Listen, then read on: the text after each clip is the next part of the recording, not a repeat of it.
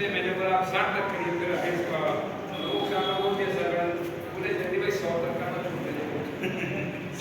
चलो खैर पता नहीं क्यों कर रहे हैं ये अधिवेशन करने की जरूरत क्या है। बहुत अधिवेशन हो गए, भाषणबाजी हो गए, ताली पड़ती है, नाश्ता भोजन हो गया, अधिवेशन समाप्त हो गया। यही अपना गोल है क्या? नहीं। अपना गोल क्या है? मछुआरा समाज को सशक्तिकरण करना है, शक्तिशाली बनाना है, अनेक गुटों में बटा हुआ है, उसको एक करना है। अपने गीत गाए ने, क्या गीत गाया?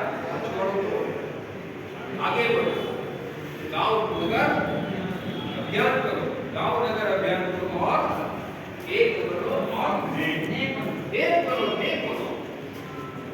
यह सशक्तिकरण करने का अपना तरीका है। अगर आप अपने गांव से निकलेंगे, जैसे ज्यादा जनपद से लोग यहाँ आए हैं, उनके मन में अगर ये भाव जागरूक नहीं होगा तो मछुआरा समाज के अंदर जो ताकत निर्माण करने का काम है वो कमी रहेगा। इसलिए मैं सोचता हूँ कि 6 अक्टूबर के कार्यक्रम में जिनके हृदय में वहां से आने के बाद मछुआरा समाज का भला करने का, उसका उन्नति करने का सोच है, अगर वो ऐसा सोच रखेगा तो उसका खुद की उन्नति होने वाली है। ऐसे कार्यकर्ता के स्वरूप में अच्छे लोगों को लाना है, मुंबई घूमने के लिए आना नहीं है, वहां जाके कुछ समझना है। तजर्बों का भी वहां भाषण होगा, मंत्री का भाषण होगा, सहकार भारती के पदाधिकारी का भाषण होगा। ये भाषण सुनकर यहाँ आना है। आने के बाद प्रकोष्ठ का एक योजना है कि जहां जहां मछुआरा रहता है, जो जो प्रदेश में रहता है, वो प्रदेश में उनको अगर सरकारी सहायता लेनी है तो इसके लिए हेल्थ सेंटर, मछुआरा हेल्थ सेंटर बनाने वाले हैं। उसको मदद मिलेगी, उसको फॉर्म भरने में तकलीफ है, उसको सरकारी अधिकारी में बात करने में तकलीफ है। और तो आगे का सोच जो है वो लंबा सोच है, सिर्फ अधिवेशन में आके समाप्त नहीं, आप सब लोगों को सतत कार्यरत रहना पड़ेगा। और इसके आगे हम राष्ट्रीय अधिवेशन के बाद प्रदेश का भी बड़ा अधिवेशन अगले साल में करेंगे। तो आदरणीय अध्यक्ष महोदय सम्मेलन लोग बैठे हैं, उनकी उपस्थिति में कहते हैं ये सम्मेलन जैसे बता रहे थे कि जैसे सहकार भारती का काम उत्तर प्रदेश में अच्छे से अच्छे हम कर रहे हैं, वैसे मत्स्य प्रकोष्ठ का सम्मेलन हर एक जनपद से लोग आए और उनका धंधा विकसित हो, इस प्रकार का सोच करके उनको मदद करें, ऐसा करके भविष्य का कार्यक्रम।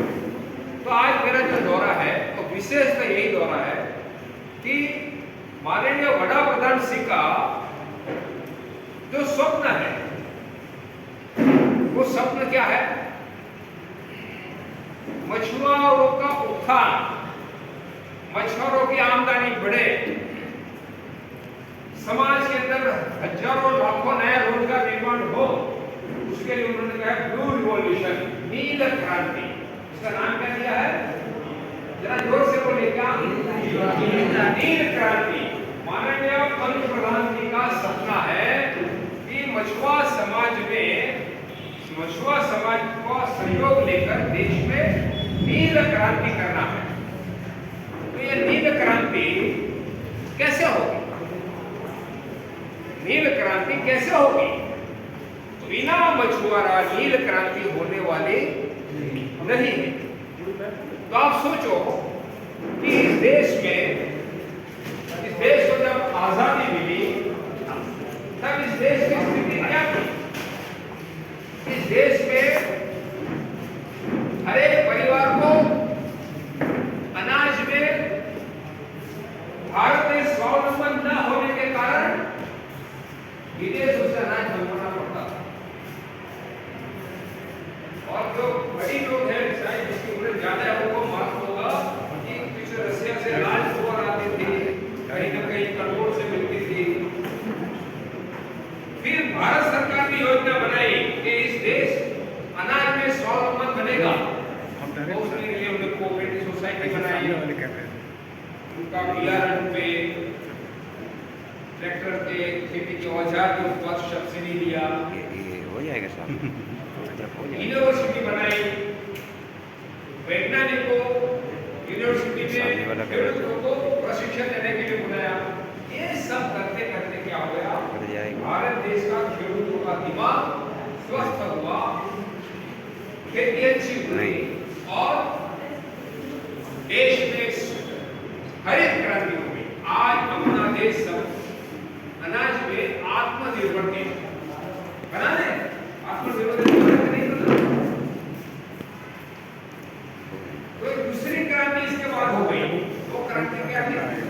श्वेत क्रांति। श्वेत क्रांति दूध उत्पादक जो है, घर में जो गाय भैंस रखते हैं, तो पहले वो संगठित क्षेत्र था, कुछ नहीं होता था इसमें, तो सरकार ने योजना बनाई।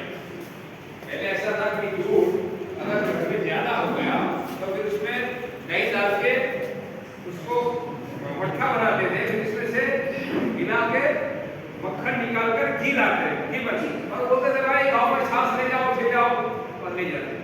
आज क्या हो गया? देखो एक असंगठित क्षेत्र संगठित बन गया। गांव में हमारे गुजरात में आपको बताओ, गांव में दूध उत्पादकों की मंडली बन गई।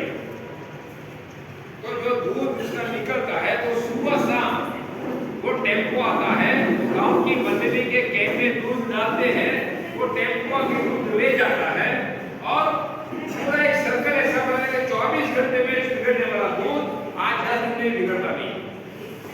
और सिर्फ दूध में से घी ही नहीं बना, आज 50 से ज्यादा प्रोडक्ट बनाते हैं।